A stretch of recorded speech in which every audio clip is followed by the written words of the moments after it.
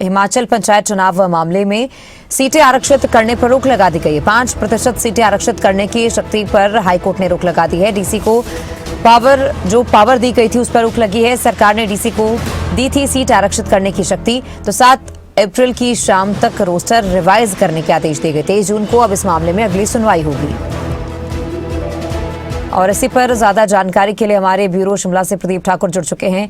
Pradeep, high court की ओर से जो पावर दी गई थी, हाईकोर्ट की ओर से जो है रोक लगाई गई है, जो पावर दी गई थी 5% सीटें आरक्षित करने पर, तो उसको लेकर क्या ज्यादा जानकारी है? बिल्कुल, देखिए, हिमाचल हाईकोर्ट में आज पंचायती राज चुनाव को लेकर सुनवाई हुई है और इसमें राज्य सरकार की तरफ से जिलाधीशों को 5% सीटों में जो रिजर्वेशन रोस्टर है उसमें लागू करने का अधिकार दिया गया था।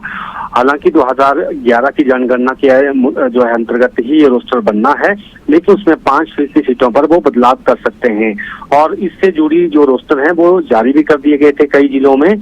तो अब जो हिमाचल हाईकोर्ट ने उस पर पूरी तरह से रोक लगा दी है और ये कहा है कि जिन जिलाधीशों ने अगर रोस्टर लागू भी कर दिया है तो वो फिर इसको रिवाइज करेंगे और अगले कल 5 बजे तक जो है रिवाइज रोस्टर लागू हो जाना चाहिए।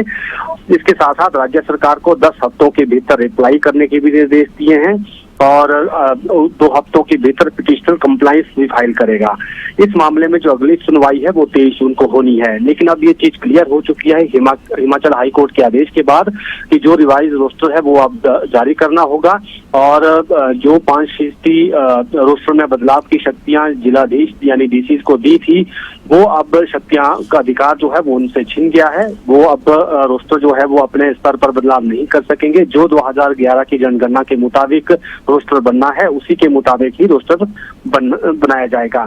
तो आज महत्वपूर्ण सुनवाई हुई है हिमाचल हाईकोर्ट में और अब क्योंकि 31 मई से पहले पंचायती राज संस्थाओं के चुनाव संपन्न करवाने होंगे, इसको लेकर सुप्रीम कोर्ट के भी पहले से ही ऑर्डर हैं और जो रिजर्वेशन रोस्टर में जो चिंताएं जाहिर की गई थी, विपक्ष ने भी चिंताएं जाहिर की थी और कुछ पूर्व प्रधान जो है वो हाई कोर्ट पहुंचे थे।